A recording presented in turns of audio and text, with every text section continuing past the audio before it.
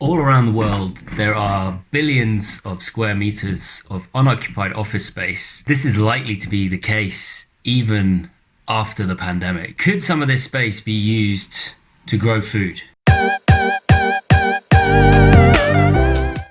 So, since lockdown, I've been cycling around London a fair bit, and I've been wondering what's going to happen to all the empty office space. Is it just going to go derelict? Is it going to be converted into housing?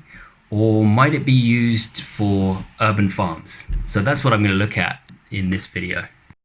I'm going to look very briefly at how these sorts of urban farms work, what the benefits of them are, and the practicalities. Quick point on terminology. Urban farms can be used to refer to any sort of growing of crops in urban environments, but when I use that term, I'm using it to refer to indoor growing, high-tech growing, also referred to as vertical farms or controlled environment agriculture. How does this kind of urban farm work? Well, the plants are usually not in soil, but rather suspended in water or in air that has a high water content. They are exposed to artificial lighting, and the whole thing is a sealed environment, meaning no pests can get in. So why would you want to grow food indoors? For one thing, climate change and the increased variability of our climate mean that in many areas of the world it's becoming more difficult to grow in the traditional way. More and more agriculture is encroaching on landscapes and habitats that we don't necessarily want it to. I'm thinking in particular of the Amazon rainforest, but this is in fact happening all over the world. So the benefits of urban farming are that we can avoid those problems, but also because you're in a sealed environment, you don't need to use pesticides.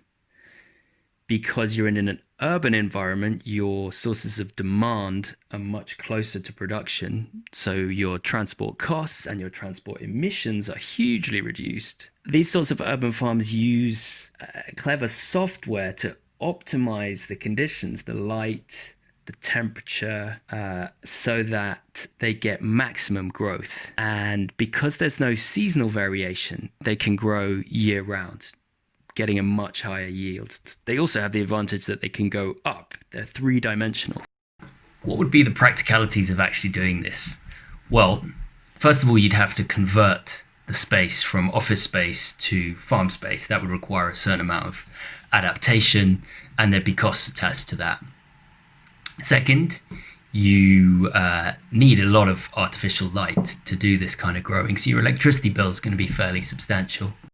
There are things that are bringing down costs. So better LEDs are being developed that are even more energy efficient.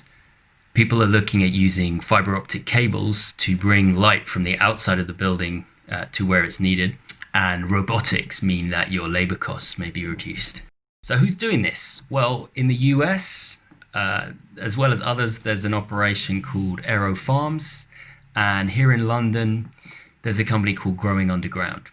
To conclude, I think this is a really exciting area, and it could provide huge opportunities for economic activity as we recover from the pandemic.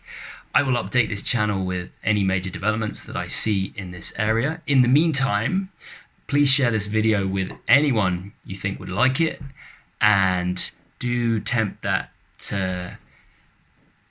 like button down there. Do hit that tempting like button down there. See ya. For more of this sort of stuff, please do give the subscribe button a gentle tap.